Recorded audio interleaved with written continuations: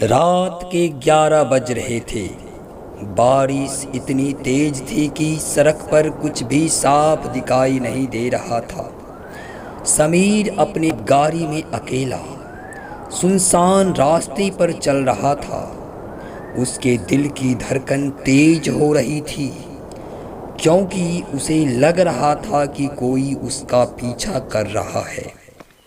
कुछ घंटों पहले समीर ने एक अनजान नंबर से फ़ोन कॉल सुना था।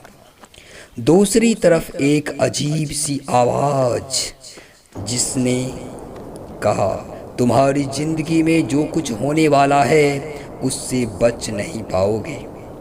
उसने इस आवाज़ को हल्के में लिया था, लेकिन अब वह अजीब बेचैनी महसूस कर रहा था। उसकी गाड़ी अचानक बंद हो गई। उसने कोशिश की, लेकिन गाड़ी फिर से स्टार्ट नहीं हो रही थी। उसे मजबूरन गाड़ी से बाहर निकलना पड़ा। सड़क के किनारे एक पुराना टूटा फूटा मकान था। समीर को लगा कि वहां से मदद मिल सकती है। भारी बारिश से बचने के लिए वह उस मकान की तरफ बढ़ा। दरवाजे पर पहुंचकर उसने दस्तक दी, लेकिन कोई जवाब नहीं आया।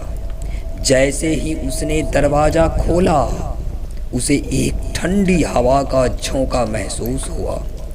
भीतर अंधेरा था, लेकिन कुछ एक हल्की रोशनी दिखाई दे रही थी। समीर ने हिम्मत करके अंदर कदम रखा।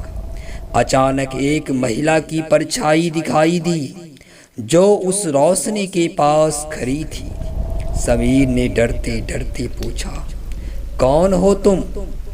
महिला की आवाज़ धीमी और ठंडी थी। तुम्हें तो पता होना चाहिए, आखिर तुमने ही मुझे यहाँ छोड़ा था। समीर का दिल जोर जोर से धड़कने लगा। वह पीछे मुड़ने लगा। तभी महिला की परछाई उसके पास आ गई। उसकी आंखें अब चमक रही थी और उसने धीरे से कहा, समीर, अब भागने का समय खत्म हो गया है। समीर की चीख चारों ओर गूंज गई और बारिश की आवाज़